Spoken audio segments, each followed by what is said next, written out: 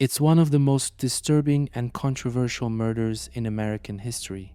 Two teenage brothers living in a Beverly Hills mansion walked into the den one summer night and opened fire. Their father, a powerful Hollywood executive, their mother shot while trying to crawl away. The killers, their own sons. But here's the twist. This wasn't about money, they claimed. This was about survival. Because behind the designer clothes, tennis courts, and luxury cars was a nightmare they say no one believed. What really happened inside the Menendez home? Why are millions of people suddenly talking about this case again, decades later? And could new evidence actually set these convicted killers free? Let's break it down, step by step. No hype, no fluff, just facts, shocking turns, and why this case is exploding right now. Lyle and Erik Menendez grew up in what looked like the perfect American dream.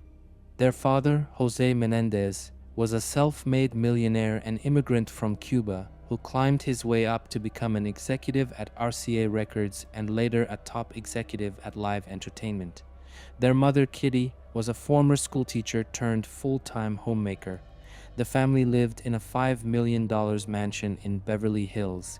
From the outside, they had it all: wealth, prestige, and two good-looking sons attending elite schools. But behind the walls of that mansion, things were far from ideal.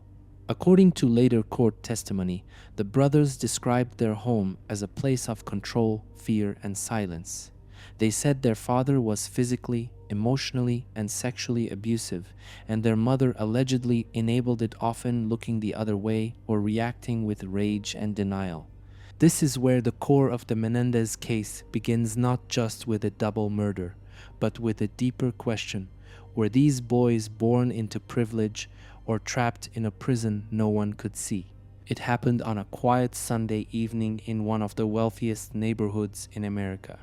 Lyle and Erik Menendez said they had just returned from the movies when they found their parents murdered. But that wasn't the truth. According to the investigation, Lyle and Erik entered the family's den around 10 o'clock at night armed with two 12-gauge shotguns they had purchased days earlier using fake IDs. Their parents, Jose and Kitty, were sitting on the couch watching TV. The first blast hit Jose in the back of the head. He never got up. Kitty tried to run, but the brothers chased her down. She was hit multiple times, once in the leg, twice in the arm, and finally in the face. When it was over, 15 shotgun shells were scattered across the room. The scene was so brutal that some investigators initially suspected a mob hit. But just minutes after the attack, Lyle called 911, pretending to be hysterical, shouting that someone had killed their parents. The whole country would soon ask, why would two young men commit such a savage crime against their own blood? But at that moment, the brothers told police they were innocent, and the authorities believed them. At first, the police treated Lyle and Erik as victims. There were no signs of forced entry, no fingerprints, no suspects, and the story of a mysterious home invasion seemed thin. But the brothers weren't arrested right away. In fact, for months, they were free, spending money like the murders never happened. Lyle bought a $64,000 Porsche. Erik hired a personal tennis coach and flew around the world. Together, they burned through over $700,000 in just 6 months shopping, eating at luxury restaurants, investing in businesses. They even moved into separate condos in Marina del Rey. Detectives started to wonder, if you're grieving, why are you blowing through your parents' fortune? Still, there wasn't enough evidence until the confession. Erik, weighed down by guilt, confessed to his psychologist, Dr. Jerome Oziel. But here's where it gets messy. Oziel secretly recorded the confession. Then, his mistress, fearing he was unstable, turned the tapes over to police. Those tapes changed everything. In them, Erik admitted to the murders, and Lyle was implicated as the mastermind. By March 1990, Lyle was arrested. Erik turned himself in soon after. The case was no longer about a home invasion, it was about two sons who killed their parents and now claimed they had a reason.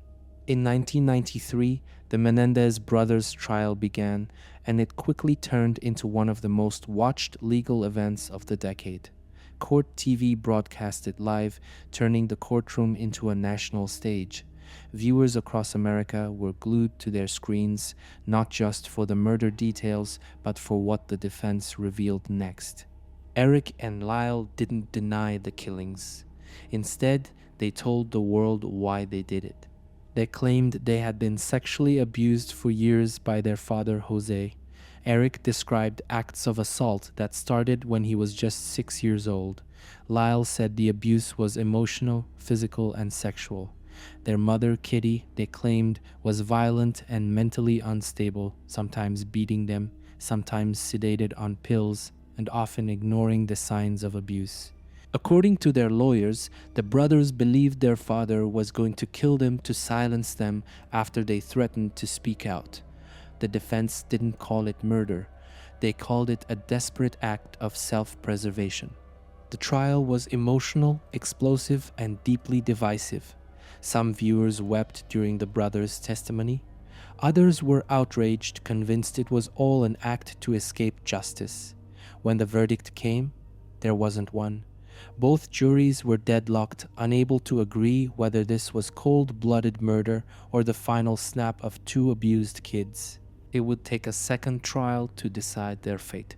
In 1995, prosecutors brought the brothers back to court, but this time everything was different. The judge ruled that the emotional testimony about abuse would be heavily restricted.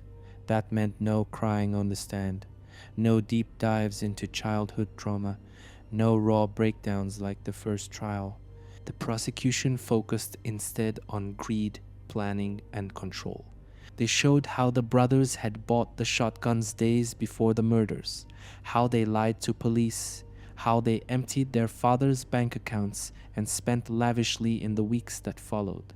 The dot painted a picture of two spoiled rich kids who didn't want to wait for their inheritance.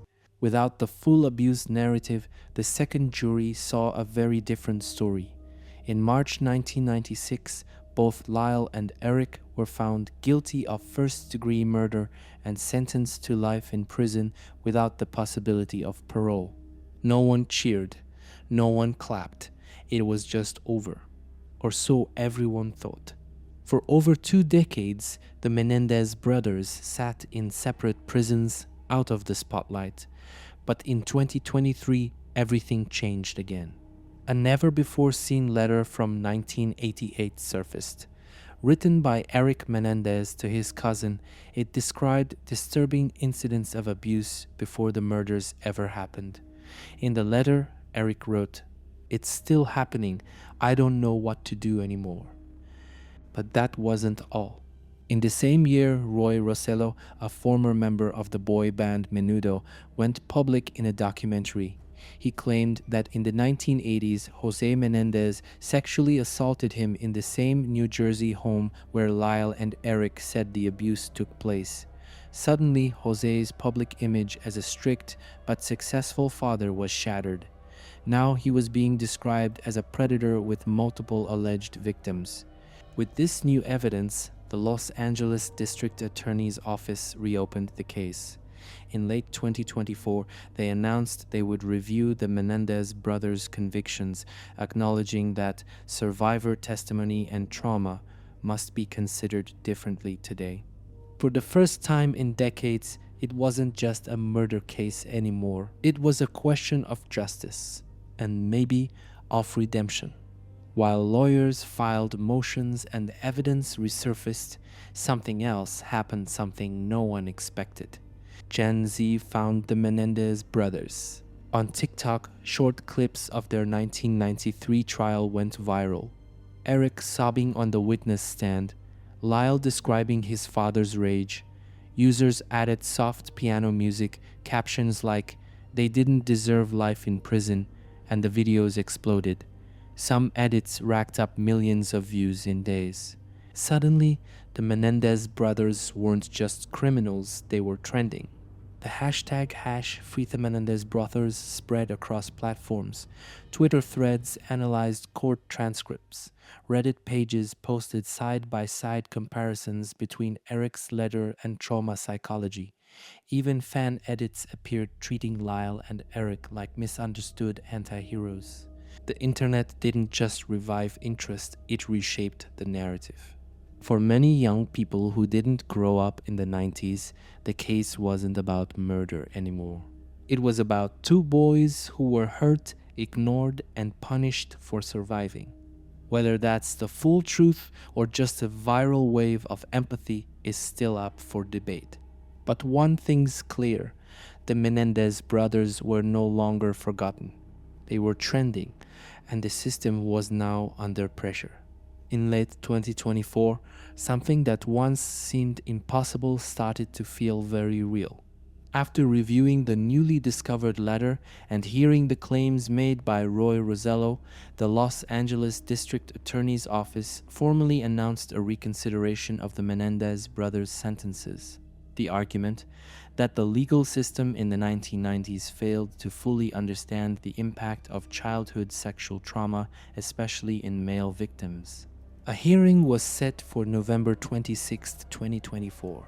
For the first time in decades, resentencing was on the table. Not a new trial yet, but a potential path toward freedom. Legal experts weighed in.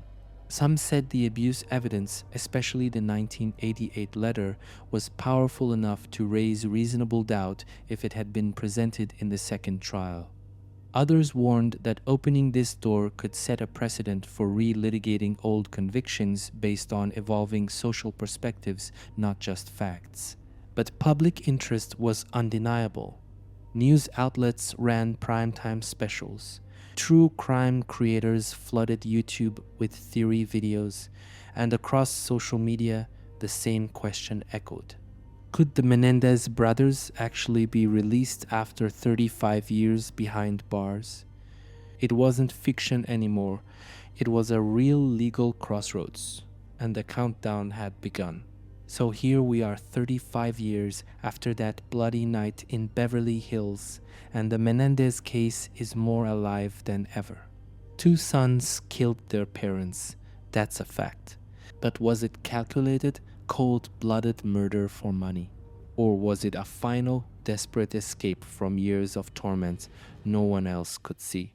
The courts called them killers. Social media called them survivors. And now, with new evidence, shifting attitudes, and a potential resentencing on the horizon, the lines between guilt and trauma, justice and mercy are being blurred once again. One thing is certain, this case isn't over. And maybe it never really will be. Because whether you believe they belong behind bars or believe they were failed by everyone around them, the story of the Menendez brothers forces us all to ask, what would you do if you felt your only way out was murder? The cameras are off, the courtrooms silent, but the world still watching.